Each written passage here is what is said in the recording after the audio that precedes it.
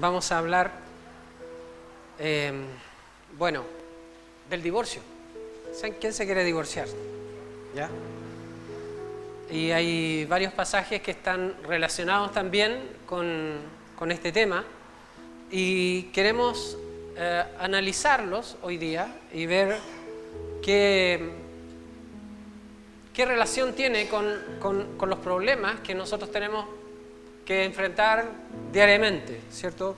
A causa de muchos problemas matrimoniales, a causa de las emociones que genera esta situación y a veces también de las cosas que hemos aprendido, que nos han enseñado y que simplemente las tomamos como literales sin haber comprobado que realmente sean parte de la voluntad del Señor. Así que vamos a ir a Mateo capítulo 19, vamos a ver versículo 1 al 3. Mateo capítulo 19, versículo 1 al 3. Dice: aconteció que cuando Jesús terminó estas palabras, se alejó de Galilea y fue a las regiones de Judea al otro lado del Jordán. Y le siguieron grandes multitudes y los sanó allí. Entonces vinieron a él los fariseos tentándole y diciéndole: ¿es lícito al hombre repudiar a su mujer por cualquier causa? Ya. Entonces, esta es una buena pregunta, ¿cierto? Una buena pregunta, pero con una muy mala intención, porque dice que ellos venían con el propósito de tentarle, ¿cierto? O sea, nada bueno, no venían. Y es lícito repudiar a la mujer, a la esposa, por cualquier causa. Esa es la pregunta, ¿cierto? Su problema, en el caso de los fariseos, no es que ellos no conocieran las Escrituras, ellos conocían perfectamente las Escrituras, sino que era un problema de una falta de santidad, una falta de vivir de acuerdo a la Escritura. Porque a veces nosotros tergiversamos lo que la palabra del Señor dice, porque no queremos someternos a lo que la Biblia dice. Y por eso nos enojamos y por eso hay tanta discordia, tanto problema, porque no estamos sometidos a Dios, no estamos sometidos a su palabra y por lo tanto pensamos que nuestro sentir es superior a lo que está escrito y por eso tenemos tantos problemas, ¿ya? Entonces ellos vinieron con una muy mala intención. Y en ese tiempo un judío podía divorciarse de su mujer por cualquier causa en realidad. Y era una cultura machista donde la mujer no tenía absolutamente ningún derecho, no tenía derecho a propiedad, tampoco tenía derecho a decidir en cuanto al matrimonio, no tenía derecho a trabajar por su cuenta. Era muy difícil la vida para una mujer. Y vamos a ver Deuteronomio capítulo 24, Deuteronomio capítulo 24.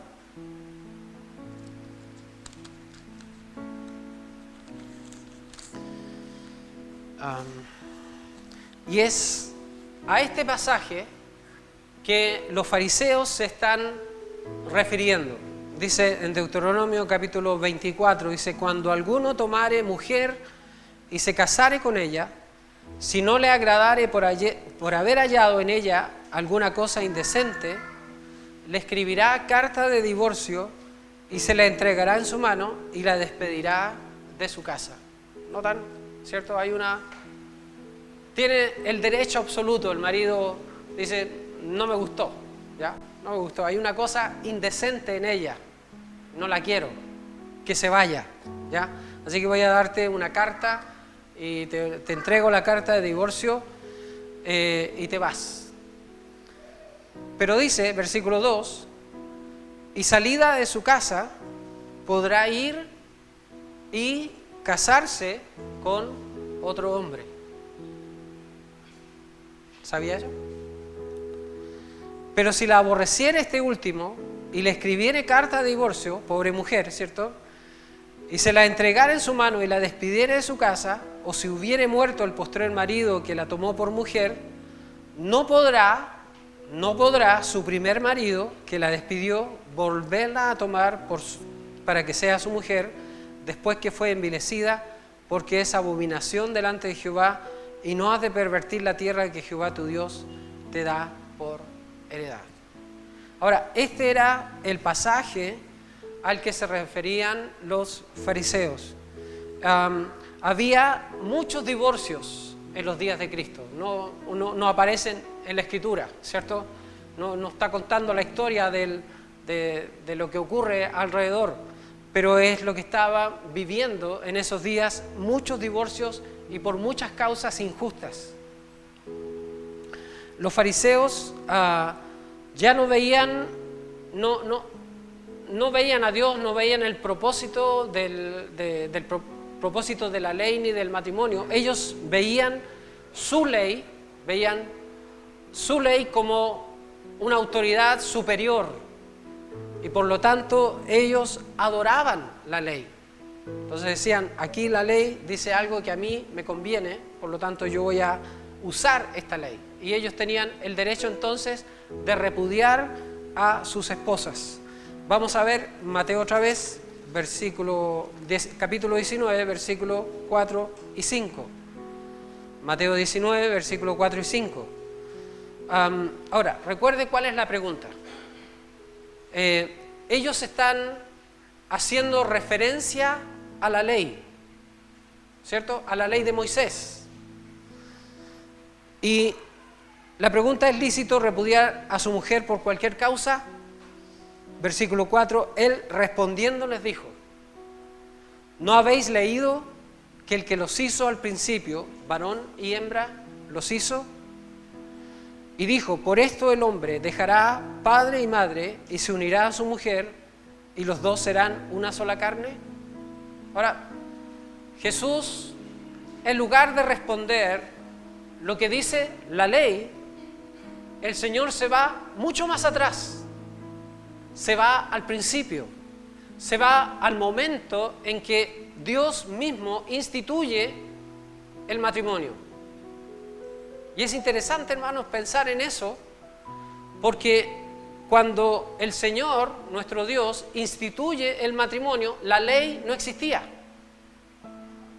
Y tampoco existía el gobierno civil. Por lo tanto, el matrimonio no tiene ni que ver con la ley, ni con el gobierno civil. Aun cuando el día de hoy el matrimonio está sujeto a la ley civil, pero el matrimonio fue instituido sin gobierno y sin ley. ¿Se entiende? Entonces el Señor fue más atrás de lo que los fariseos estaban reclamando. Estaban diciendo, mira, la ley dice tal cosa. Y el Señor se salta unos cientos de años para llegar hasta el momento en que el Señor establece el propósito del matrimonio. Entonces, el Señor no cita la ley, el Señor cita el Génesis capítulo 2 y establece que el matrimonio es carne uniéndose con carne. Eso es el matrimonio. Cuando un hombre deja padre y madre y se une a su mujer. Y en ese momento los dos se convierten en una sola carne. Eso es el matrimonio, en esencia. El matrimonio no tiene que ver con una ceremonia religiosa y tampoco tiene que ver con una ceremonia civil. El matrimonio en realidad no es una ceremonia. Aunque todos nosotros pensamos que el matrimonio ocurre en el momento de la ceremonia, en realidad el matrimonio es cuando dos personas, un hombre y una mujer, se unen como una sola carne. ¿Se entiende? Un matrimonio cristiano es entre dos cristianos. ¿Sí? ¿Sí o no? Sí. Pero ¿cuántas veces nosotros estamos viendo matrimonios que son de incrédulos, que están siendo bendecidos en una iglesia, porque no creen en Dios, no creen en la Biblia, no obedecen la Biblia, y sin embargo dicen, lo que Dios juntó, lo que Dios juntó, y Dios no lo juntó, porque no son creyentes, no creen en Dios, no creen en su palabra, no lo separe el hombre. El matrimonio cristiano es entre creyentes, pero los incrédulos no pueden vivir bajo la ley de Dios. Eso dice la Biblia. La Biblia dice que la gente del mundo, y quisiera recordar bien lo que dice en Romanos capítulo 8, dice, versículo 6, dice, porque el ocuparse de la carne es muerte, pero el ocuparse del Espíritu es vida y paz, por cuanto los designios de la carne son enemistad contra Dios, porque no se sujetan a la ley de Dios, ni tampoco pueden. O sea, el incrédulo, aunque quisiera, no puede sujetarse a la ley de Dios. Y por eso que vemos una epidemia de divorcios, incluso en nuestros días. Dice, pero si se casaron por la iglesia, pero son incrédulos. Se pueden haber casado en la luna, en el cielo, en cualquier parte, pero son incrédulos. No creen en Dios, no creen en su palabra. Por lo tanto, no pueden sujetarse a la ley de Dios. Efesios capítulo 2, versículo 1 al 3.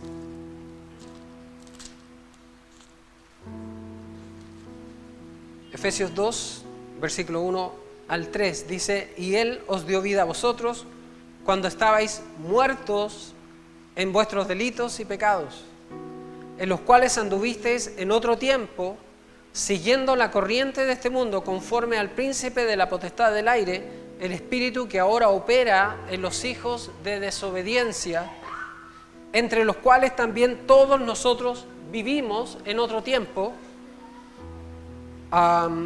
en los deseos de nuestra carne, haciendo la voluntad de la carne y de los pensamientos, y éramos por naturaleza hijos de ira, lo mismo que los demás. O sea, aquí la Biblia es absolutamente clara que una persona que no tiene a Cristo es una persona que está bajo el dominio de Satanás, está bajo el dominio de la carne, está bajo el dominio de pensamientos que son impíos y que no puede agradar a Dios. Entonces, por mucho que uno los case, los bendiga, los requete bendiga, y eso no va a servir de nada porque son incrédulos. No se sujetan a la ley de Dios.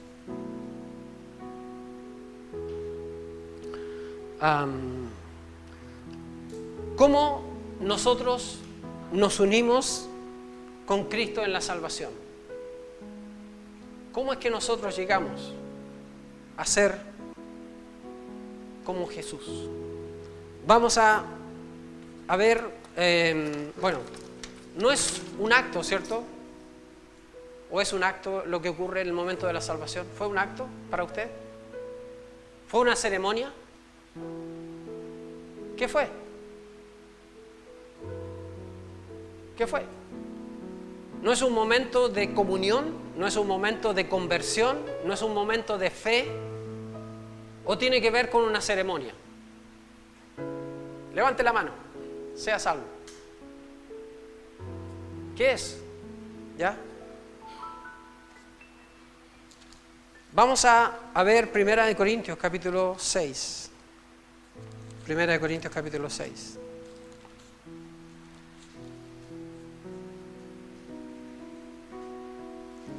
Versículo 15 al 18. 1 Corintios capítulo 6, versículo 15 al 18. Y el apóstol Pablo habla de una manera muy fuerte, muy dura a los corintios. Porque el problema de los corintios es que ya por cultura ellos tenían en el medio de la ciudad el templo a la diosa Afrodita. Había una cultura sexual dentro de la ciudad que era, como decir, por todos conocidas. Y todo el mundo vivía dentro de esa atmósfera de sexualidad. A la diosa Afrodita se le adoraba por la prostitución idolátrica. Y eso afectaba también a la iglesia. Había prostitutas en el templo que se vendían a sí mismas y el resultado de su transacción era depositado como una ofrenda a la diosa Afrodita. Por eso Pablo está hablando de rameras en este pasaje, porque dentro de la cultura de los corintios esto era algo normal y esto estaba afectando a la iglesia porque habían muchos creyentes que estaban viviendo en inmoralidad y no estaban cambiando como verdaderos cristianos. Entonces el versículo 15 dice: ¿no sabéis que vuestros cuerpos son miembros de Cristo? ¿Quitaré pues los miembros de Cristo y los haré miembros de una ramera? De ningún modo, ¿cierto? ¿O no sabéis, o no sabéis que el que se une con una ramera es un cuerpo con ella? ¿Dónde aparece esto antes?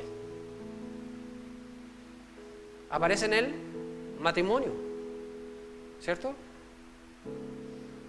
Porque dice, y Pablo cita el pasaje, dice, porque dice, los dos serán una sola carne. Entonces, lo que estaba pasando dentro de la iglesia es que eran creyentes que no habían dejado los hábitos pecaminosos y todavía estaban visitando estos lugares de prostitución, ¿cierto? Y Pablo les dice, ustedes están ofendiendo a Dios, ¿cierto? Porque sus cuerpos son templo del Espíritu Santo, son miembros de Cristo. Y ustedes los están haciendo miembros de una ramera, porque se están uniendo con ella. Dice el versículo 17, pero el que se une al Señor, y note que la palabra es la misma que aparece en el contexto del matrimonio, que dice, y se unirá a su mujer y serán una sola carne. Pero el que se une al Señor, un espíritu es con Él. Y eso es realmente impactante porque en realidad lo que ocurre en el momento de nuestra salvación es el matrimonio entre el creyente y el Señor Jesucristo por medio del Espíritu. Se une en un espíritu con el Señor. Huid de la fornicación. Cualquier otro pecado que el hombre cometa está fuera del cuerpo, mas el que fornica contra su propio cuerpo peca. ¿O ignoráis que vuestro cuerpo es templo del Espíritu Santo, el cual está en vosotros, el cual tenéis de Dios, y que no sois vuestros? Porque habéis sido comprados por precio. Glorificad pues a Dios en vuestro cuerpo y en vuestro espíritu, los cuales son de Dios. ¿Ya? Tremendo eso, ¿eh? Por eso que el pecado sexual, de cualquier forma que sea, es algo tan feo a los ojos de Dios. Porque el matrimonio es un cuadro de la unión entre el creyente y el Señor Jesucristo, haciéndose una sola persona. ¿Se acuerda lo que dice Gálatas 2:20? Mire, Gálatas capítulo 2, versículo 20. Dice, con Cristo estoy juntamente crucificado. Está unido a Cristo. Y ya no vivo yo, mas vive Cristo en mí, y lo que ahora vivo en la carne, lo vivo en la fe del Hijo de Dios, el cual me amó y se entregó a sí mismo por mí. Pablo está diciendo, Cristo y yo somos uno solo. Yo ya no vivo, vive Él en mi vida. ¿Puede decir eso? ¿Podemos decir eso? ¿Podemos decir nosotros eso? Mira, yo ya no vivo, yo ya no soy ni garabatero, ni ladrón, ni mentiroso, yo no soy envidioso, todo eso se murió. ya no vivo yo, ahora vive Cristo en mí, porque yo estoy unido a Él. Mi espíritu con su espíritu son un solo espíritu. La ceremonia es válida porque Dios estableció los gobiernos. Lo vimos, ¿cierto?, hace unas semanas atrás cuando hablamos acerca de Romanos capítulo 13. Es Dios quien establece los gobiernos, las autoridades. Sin importar si es buena autoridad, mala autoridad, lo que sea, es establecida por Dios. Por lo tanto, el creyente, los incrédulos hacen lo que quieran, pero los creyentes deben respetar las autoridades. Y por eso el Señor estableció los gobiernos, porque de esta forma da orden a la sociedad.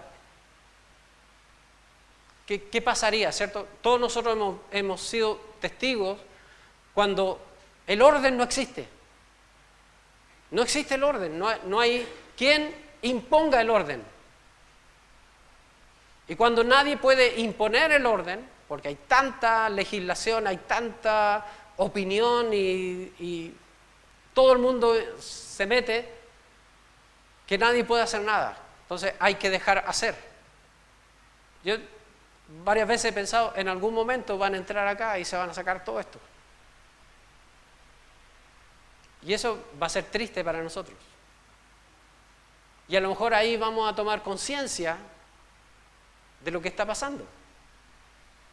Porque hay un desorden, hay un caos. Y no se permite establecer el orden. Es en el orden donde la sociedad puede crecer y desarrollarse. El matrimonio es el orden de Dios para las personas. Y el matrimonio es mucho más que una ceremonia. La ceremonia es el testimonio público de la unión entre dos personas. Es el testimonio. Es similar a lo que ocurre en el bautismo. ¿Qué es lo que es el bautismo? ¿Nuestra salvación? No.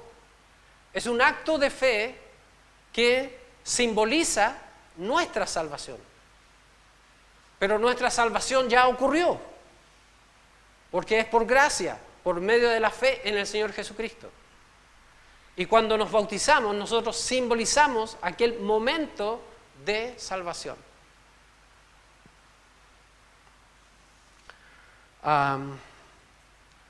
Vamos a volver a Mateo capítulo 19.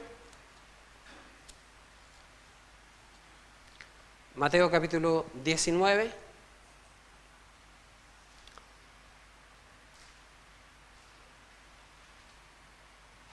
Versículo 4 dice, él respondiendo les dijo, ¿no habéis leído que el que los hizo al principio, varón y hembra los hizo? Y dijo, por tanto el hombre dejará padre y madre y se unirá a su mujer y los dos serán una sola carne. Así que ya no son más dos, sino una sola carne. Por tanto, lo que Dios juntó, no lo separe en hombre. Le dijeron, ¿por qué, pues, mandó Moisés dar carta de divorcio y repudiarla? Ahora los fariseos dicen, bueno, esto es lo que nosotros queríamos, que tú hables en contra de la ley para poder desacreditarte. Por eso queremos tentar, están buscando tentar al Señor. Y Él les dijo, ¿cuál era el problema? Por la dureza de vuestro corazón. Moisés os permitió repudiar a vuestras mujeres, mas al principio no fue así. O sea, el matrimonio, desde un principio, ha sido establecido por Dios para toda la vida. Pero hay un problema, ¿cierto? ¿Y cuál es el problema? La dureza del corazón humano. El pecado en el corazón humano. Eso dice Hebreos. No recuerdo específicamente. Capítulo 2. No endurezcáis vuestros corazones por el pecado. O sea, el pecado puede endurecer el corazón, hacerlo insensible, hacerlo egoísta, egocéntrico, hacer un corazón que no le interesa nada más que su propio bienestar. El pecado. Y ellos preguntan, ¿por qué entonces? Bueno, es por el pecado. Desde un principio el Señor ha querido que un hombre y una mujer estén unidos para toda la vida. Pero lo que el Señor dice, entonces, ¿por qué Moisés mandó dar carta de divorcio? ¿Por qué permitió entonces? Vamos a ver. Deuteronomio 24. Deuteronomio capítulo 24.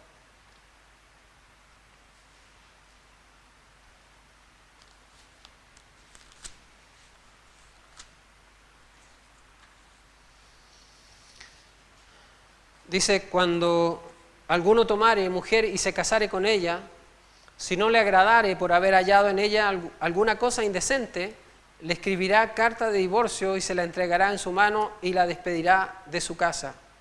Y salida de su casa podrá ir y casarse con otro hombre. Ahí hay una cosa realmente que es, ¿cierto? ¿Por qué hizo esto Dios? Ya lo dijo el Señor. Es por la dureza del corazón. O sea, por el pecado. Cuando el Señor escribió Primera de Juan 1:8. ¿Qué dice Primera de Juan 1:8? ¿Qué dice? ¿Cómo nos recuerdan eso? Que si confesamos nuestros pecados, Él es fiel y justo para perdonar nuestro pecado y limpiarnos de toda maldad. Ahora, pregunto, ¿Dios quiere que pequemos? ¿Pero por qué Dios pusiste eso? ¿Por qué? Porque Él está haciendo provisión para el pecado. Es por la dureza de nuestro corazón. Dios no quiere que nosotros pequemos, pero la realidad es que vamos a pecar. Dios quiere que el matrimonio sea para toda la vida, ¿cierto? Pero el problema del corazón humano, su dureza, es que va a haber conflicto. Y muchas veces el conflicto no se puede superar. No se puede. Por muy buena voluntad que haya, es imposible. Así que el divorcio termina con el matrimonio. Es interesante eso. Eso dice la ley, que el divorcio termina con el matrimonio, porque una vez que tiene carta de divorcio podrá salir y casarse con otro hombre.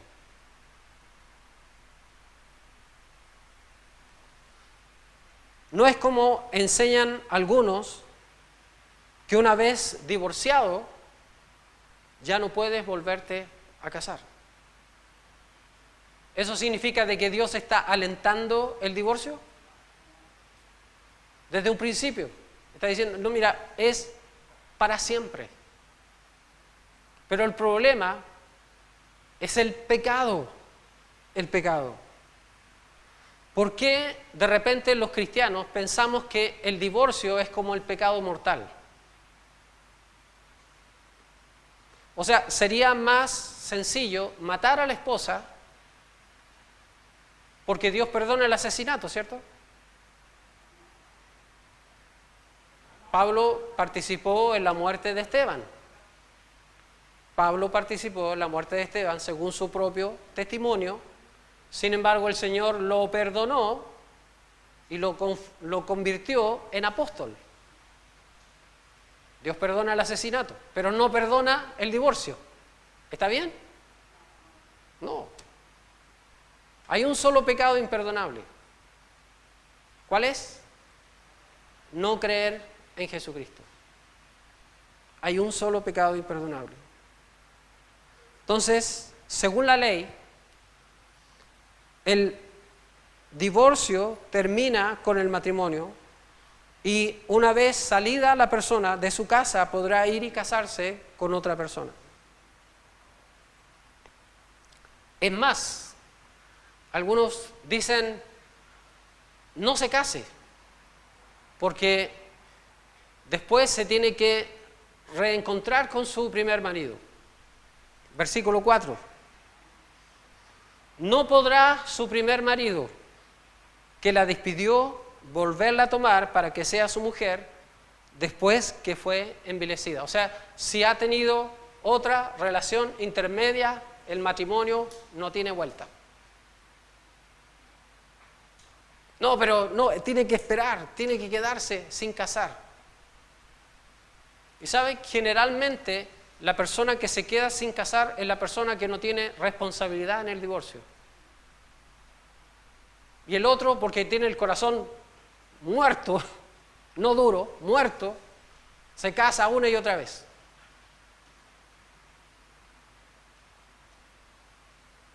Y la persona creyente con muy buen corazón diciendo, no, yo amo al Señor, por lo tanto no voy a vivir solo o sola el resto de mi vida. Y no está. Vamos a ver qué dice la Biblia. El divorcio no es pecado. El divorcio es provocado por el pecado. Y esa cosa, sí, a veces cuesta entender.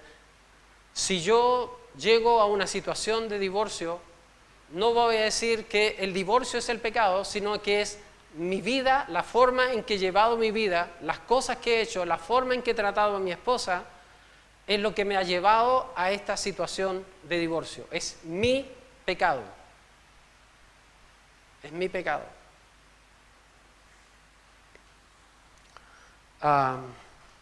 Aquí vemos que la ley permite el divorcio. Y por si acaso, no sé si usted sabe, pero Dios es divorciado. No sé si ha leído la Biblia, pero Dios está divorciado de Israel. Tendríamos un problema muy grande, porque Dios está divorciado. Vamos a Mateo capítulo 19, versículo 9. Mateo 19, 9. Dice el Señor, y yo digo, ya, estamos en el versículo 8. Versículo 8 dice, y les dijo, por la dureza de vuestro corazón, Moisés os permitió repudiar a vuestras mujeres, mas al principio no fue así. ¿Ya? Y yo digo, ¿ya? O sea, ahora el Señor está añadiendo algo a lo que Dios estableció en el principio.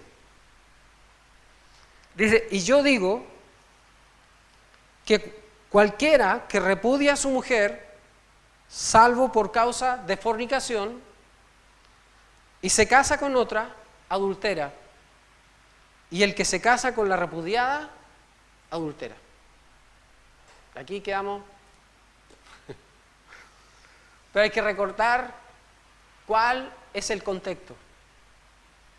Durante todo el estudio de Mateo hemos establecido que el Señor está dando las bases del reino de los cielos sobre la tierra. Su reino espiritual sobre la tierra está haciendo una demanda superior al que es la demanda de la ley. El Señor dijo, si vuestra justicia no fuere mayor a la de escribas y fariseos, no entraréis en el reino de los cielos. Entonces está colocando una demanda, pero esta demanda es para el reino de los cielos. Él dice, por causa de fornicación.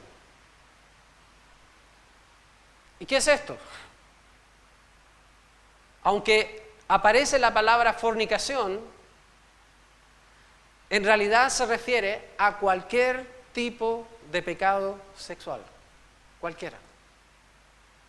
Y uno puede decir fornicación o adulterio. La persona me repudió, pero no adulteró o no fornicó porque era homosexual. ¿Perdón? ¿Cuántos matrimonios se terminan porque uno de sus componentes es homosexual? Y dice, es que no es fornicación. Fornicación es tener sexo con una mujer fuera del matrimonio. Y él no tuvo sexo con una mujer fuera, lo tenía con un hombre. Por lo tanto, no entra dentro de esta descripción. Pero esa palabra no se refiere exclusivamente a fornicación, sino se refiere a cualquier pecado de tipo sexual. Incluye la pornografía. Incluye la homosexualidad. Incluye todo. Y eso lo dice el Señor en el contexto del reino. Los discípulos están realmente sorprendidos porque en versículo 10 le dijeron sus discípulos, ellos están de parte del Señor, ¿cierto? Pero ellos son los que están con la boca abierta y le dicen, así es, si así es la condición del hombre con su mujer, no conviene casarse. Ellos quedaron como, no se puede entender, ¿ya? El pecado para el divorcio, según Cristo, es adulterio, fornicación y cualquier tipo de pecado sexual.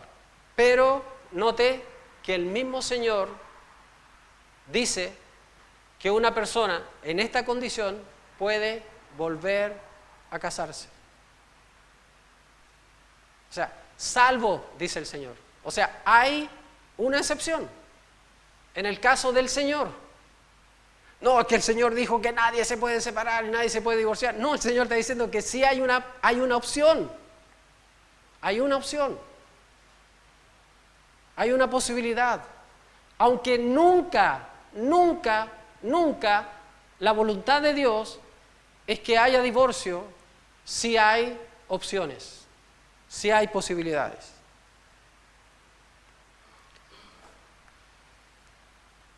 Versículos 11 y 12 dice, entonces Él les dijo, no todos son capaces de recibir esto, sino aquellos a quienes es dado. Pues hay eunucos que nacieron así del vientre de su madre, y hay eunucos que son hechos eunucos por los hombres. Y hay eunucos que asimismo se hicieron eunucos por causa del reino de los cielos. El que sea capaz de recibir esto, que lo reciba. O sea, no es para todos, es para quienes lo pueden recibir. ¿Ya? Pero vamos a ver en Primera de Corintios. Primera de Corintios. Está faltando. Primera de Corintios capítulo 7.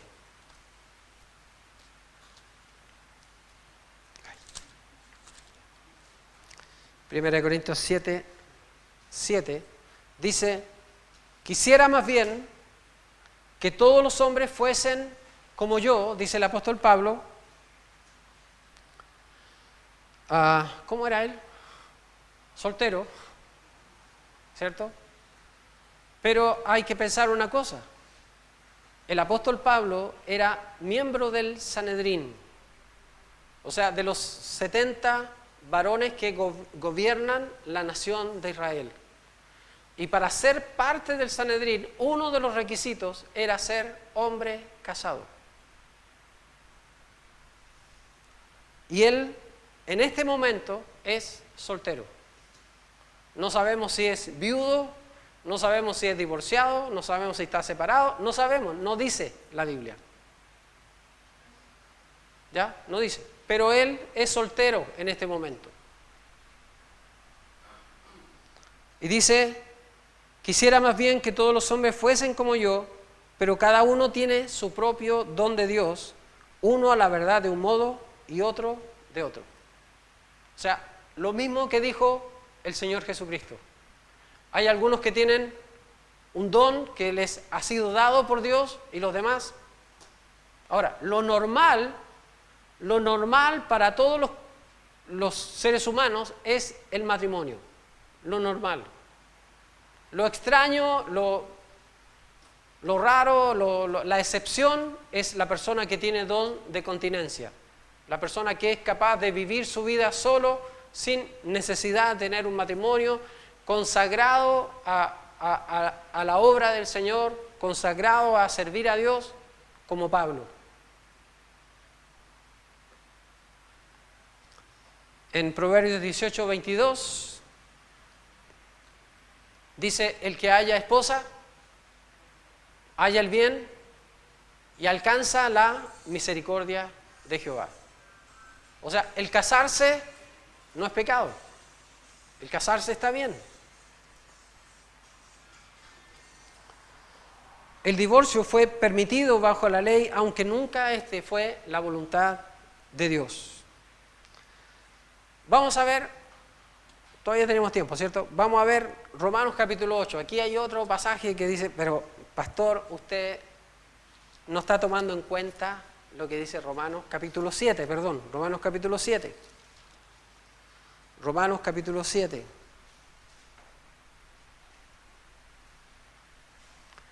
Romanos 7, versículo 1 al 3.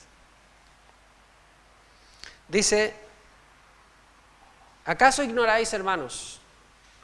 Pues hablo con los que conocen la ley, que la ley se enseñorea del hombre entre tanto que éste vive.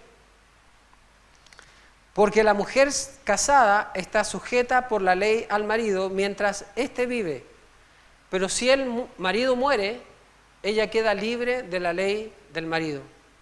Así que, si en vida del marido se uniere a otro varón, será llamada adúltera, pero si su marido muriere, es libre de esa ley, de tal manera que si se uniere a otro marido, no será adúltera. Y aquí está, ¿cierto? Es el pasaje, ¿cierto? El pasaje famoso que algunos pastores van a usar para decir: lo siento, hermana, usted no se puede volver a casar. Lo siento, ¿ya? Y según Romanos 7, usted no se puede casar porque solo la muerte los puede separar. Pero no es lo que dice la Biblia. Ya lo vimos en Deuteronomio capítulo 24, donde ya dice que el marido puede entregar carta de divorcio y se puede ir y casar con otro hombre. ¿Cierto? ¿Sí o no? ¿Sí o no? Ustedes, no sé. No digo que nosotros vamos a decir, qué fantástico, sino que es lo que dice la Biblia, hermanos. Ahora,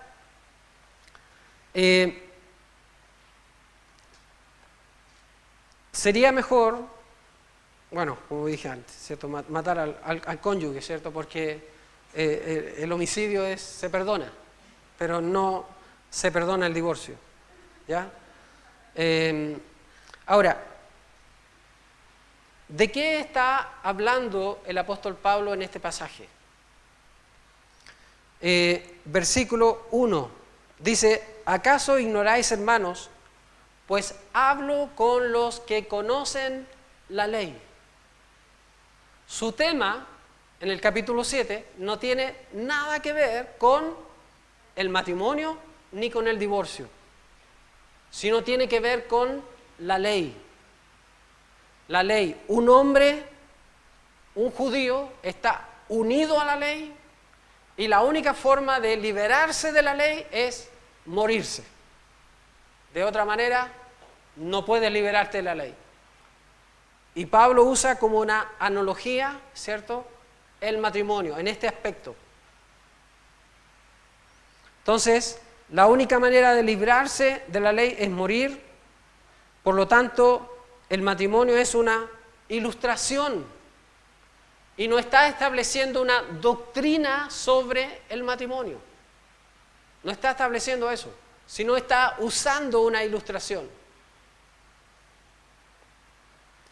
El punto es morir a nosotros mismos para ser libres, la misma palabra que se usa para el divorcio, ser libre de la ley y poder servir al Señor.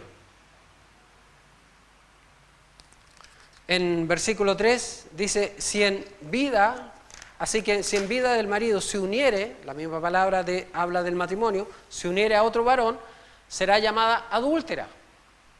Obvio, ¿cierto?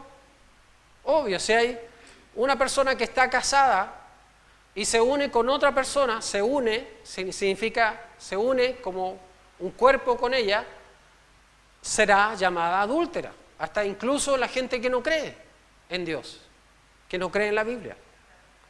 Porque el matrimonio es unión de carne con carne, no es una ceremonia. Vamos entonces ahora primera de Corintios capítulo 7. Primera de Corintios capítulo 7.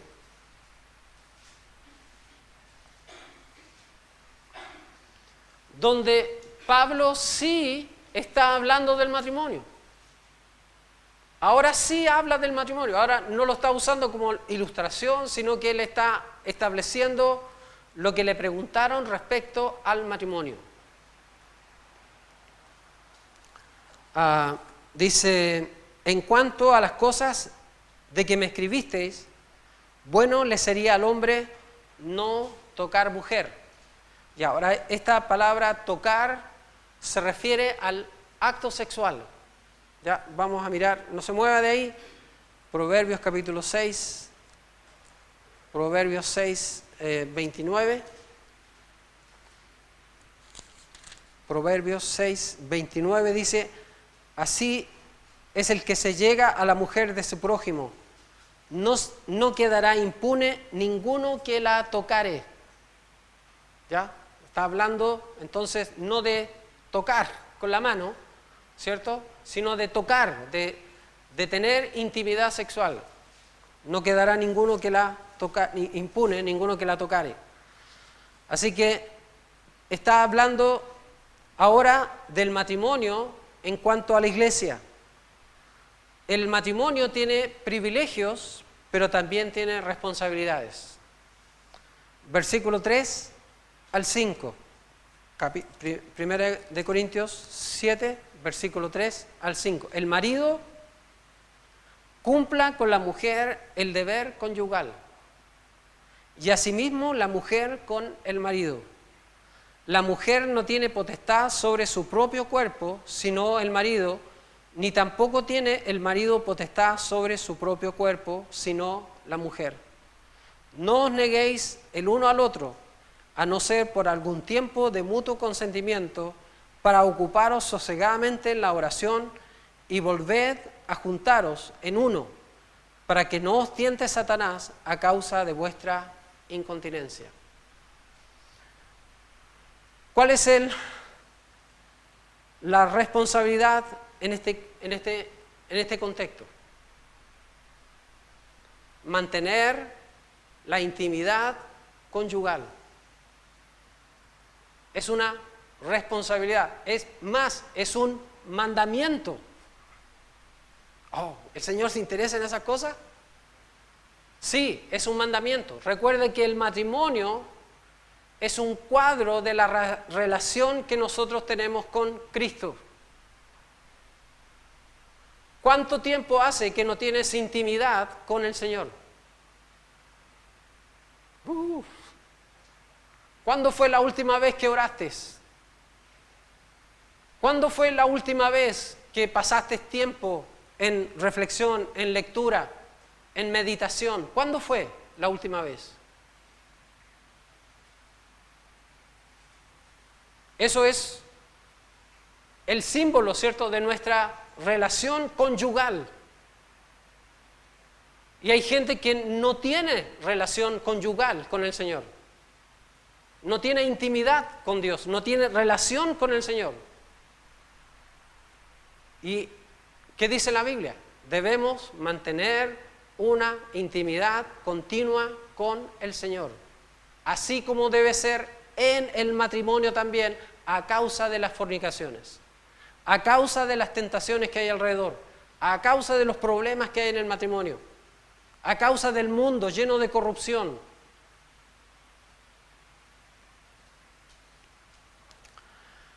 No debemos andar separados por mucho tiempo, a menos que sea por apartarnos para tener mayor comunión con el Señor. Versículo 6. Mas esto digo por vía de concesión, no por mandamiento. Dice, ahora, el versículo 5 termina en un punto, ¿cierto? Significa que ahí termina lo que está declarando, y ahora lo que va a decir tiene que ver con el versículo 6. Dice, mas esto digo por vía de concesión, no por mandamiento.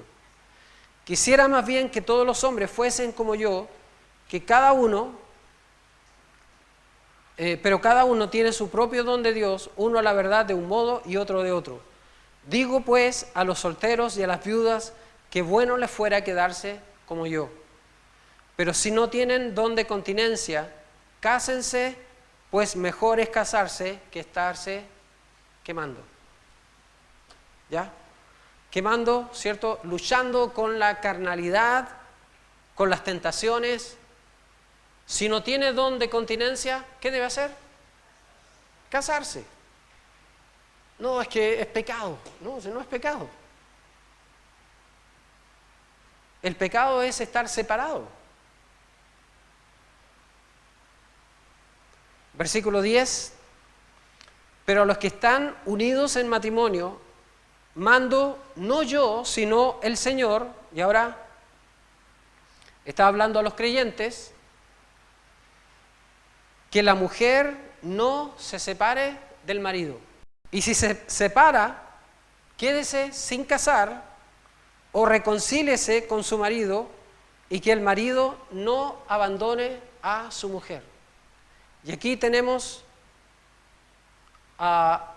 el mensaje para los que son creyentes. ¿Se acuerda que hablamos en un principio de que hay muchos matrimonios que son bendecidos en una iglesia y que el Señor los bendiga y que lo que Dios juntó no lo separe el hombre, y son incrédulos y obviamente se van a separar o van a tener muchos problemas porque no creen en Dios y no creen en su palabra? Pero el matrimonio cristiano es un matrimonio que se esfuerza por permanecer unidos hasta la muerte.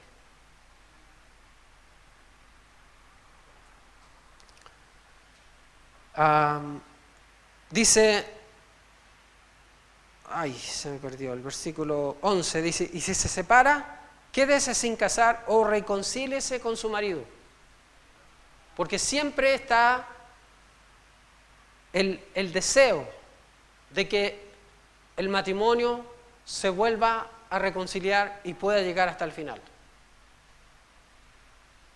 Hay que dar la opción, ¿cierto? Si son dos creyentes,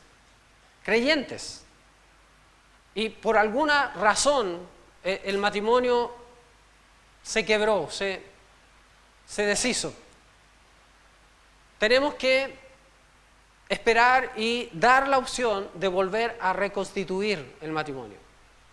Porque la voluntad del Señor jamás ha cambiado, ¿cierto? De que el matrimonio permanece unido hasta el final. Luego, versículo 12, y a los demás, o sea, hay otros, y a los demás yo digo, no el Señor, si algún hermano tiene mujer que no sea creyente y ella consiente en vivir con él, no la abandone. Aquí estamos hablando de matrimonios mixtos. Matrimonio donde uno de los componentes es creyente y el otro es incrédulo. ¿Cierto? Dice 13, y si la mujer tiene marido que no sea creyente y él consiente en vivir con ella, no lo abandone.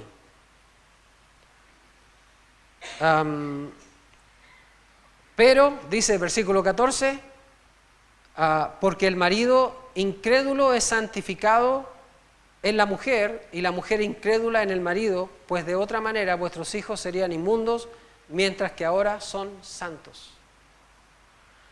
Una persona creyente dentro de un matrimonio incrédulo santifica la familia.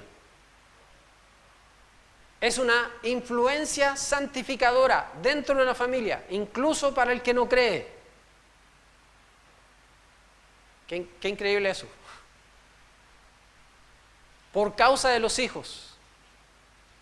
Si el rapto ocurre en este momento, los hijos se van con el Señor, porque los hijos son santos desde el punto de vista de Dios, por la influencia santificadora de uno que es creyente dentro del matrimonio. Qué increíble eso. Los hijos son santos, pero si se separa, ¿qué ocurre? Los hijos son inmundos, o sea, vuelven a quedar en la condición de incrédulos, de perdidos. La presencia de una persona creyente cuenta como familia cristiana a los ojos de Dios. Ahora, ¿qué pasa si él o ella me deja? Versículo 15 y 16. Pero si el incrédulo se separa, ¿qué debe hacer? ¿No le escucho? Sepárese. Oye, pero no, es que no hay que separarse. Sí hay ocasiones, sí hay condiciones en las cuales es lícito separarse. Pues no está el hermano o la hermana sujeto a servidumbre en semejante caso, sino que a paz nos llamó Dios. Porque sabes, tú, oh mujer, si quizás harás salvo a tu marido, o qué sabes tú, oh marido, si quizás harás salva a tu mujer. Entonces, la búsqueda en un matrimonio mixto siempre debe ser la salvación del incrédulo. Y a veces la persona que es creyente está soportando un montón de cosas, ¿cierto? A lo mejor malos tratos, escucha groserías y está soportando, pero lo hace todo por el propósito de salvar a su marido o de salvar a su esposa.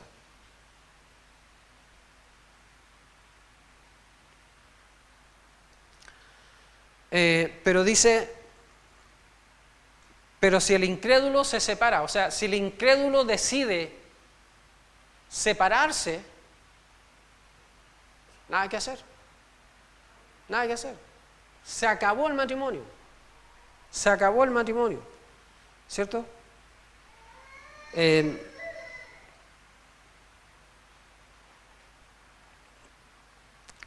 ¿Puede volverse a casar?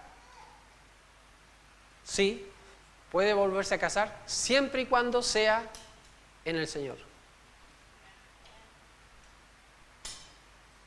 Entonces vemos nosotros que la muerte acaba con el matrimonio, el abandono acaba con el matrimonio. Cuando uno de los dos abandona al otro, el matrimonio se acaba. Y la fornicación también es una causa para finalizar el matrimonio. Entonces, el versículo 17 dice, pero cada uno, como el Señor le repartió y como Dios llamó a cada uno, así haga, esto ordeno en todas las iglesias. La voluntad de Dios es permanecer fieles toda la vida. Esa es la voluntad del Señor. Tenemos responsabilidades en mantener unido el matrimonio. Mantener unido. Vamos a tratar, vamos a ceder, ¿cierto? Lo que ha pasado hoy día últimamente en la política, donde hay posiciones que son totalmente contrarias, han tenido que ceder y llegar a un acuerdo. Y eso ocurre en el matrimonio. Debemos llegar a un acuerdo. Uno no puede tener todo, ¿cierto? Pero uno puede tomar un acuerdo y decir, vamos a vivir de esta manera. Habrá problemas en el matrimonio y vamos a tratar de resolverlos. No hay razón para que un matrimonio cristiano se divorcie y la voluntad del Señor siempre es la reconciliación. Pero el problema se presenta cuando uno de los dos es incrédulo. ¿Se acuerda? Estudiamos en Mateo 18, donde había una persona que ofendía. ¿Y qué había que hacer? Bueno, hay que ir y hablar con esa persona y tratar de resolver el asunto. Y si la persona se arrepiente, has ganado a tu hermano. O sea, la meta es ganar al hermano. Pero si después de una y otra búsqueda de solución no se soluciona, ¿qué había que hacer?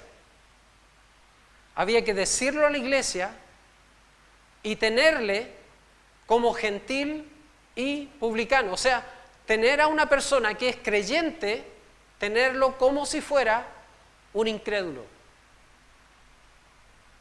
Porque cualquier creyente que no se sujeta a Dios y a su palabra es semejante a un incrédulo. Entonces uno puede decir, no, pero es que mi esposo es creyente, aunque él se comporta como el diablo, es creyente. No es creyente. Por lo menos en este momento no se comporta como uno. Por lo tanto hay que tratarlo como incrédulo. Y si el incrédulo se separa, sepárese. Porque en tal caso no estamos llamados para servidumbre, sino a paz, nos llamó el Señor. Entonces, a veces hay uno que se rebela contra el Señor, ¿cierto? Hay un creyente. Y eso lo vemos todos los días. Cristianos que son cristianos, nosotros decimos, no, es que es salvo, o sea, hace 20 años que eso levantó la mano. Y aunque vive como perdido, es salvo, según nosotros, pero solamente Dios lo sabe. ¿Qué tenemos que hacer nosotros? Tratarlo como incrédulo. Tratarlo como inconverso. No como creyente. Entonces, si el inconverso quiere separarse, sepárese y nosotros no tenemos que complicar más la vida. Lo que Pablo escribe en 1 Corintios capítulo 7 es una revelación que él ha recibido respecto al matrimonio. Y a mí me parece muy significativo, mire lo que dice el apóstol Pedro, vamos a buscar otra fuente. Segunda de Pedro, capítulo 3, versículo 15. Segunda de Pedro, capítulo 3, versículo 15. Y tened entendido que la paciencia de nuestro Señor es para salvación, como también nuestro amado hermano Pablo, según la sabiduría que le ha sido dada, os ha escrito casi en todas sus epístolas, hablando en ellas de estas cosas, entre las cuales hay algunas difíciles de entender, las cuales los indoctos e inconstantes tuercen, como también las otras escrituras, para su propia perdición. Aquí tenemos un apóstol indiscutido de Dios. El que estaba al lado del Señor Jesús.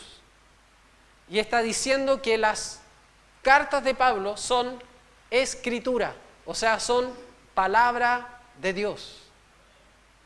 Qué interesante eso. porque lo está reconociendo, ¿cierto? Lo que él dice viene de Dios. Es palabra de Dios, son similar, semejante a las demás escrituras. Y hay algunos que las tuercen. Ahora, recuerde que Pablo y Pedro eran ahí nomás de amigos, ¿cierto? En algún momento Pablo reprende a Pedro y él dice, mi amado hermano, ¿qué encachado eso, cierto? Qué bonito es esa relación de cristianos. A veces hay que reprender a algunos, pero el amor no se acaba, el amor verdadero no se acaba. Bien, vamos a orar.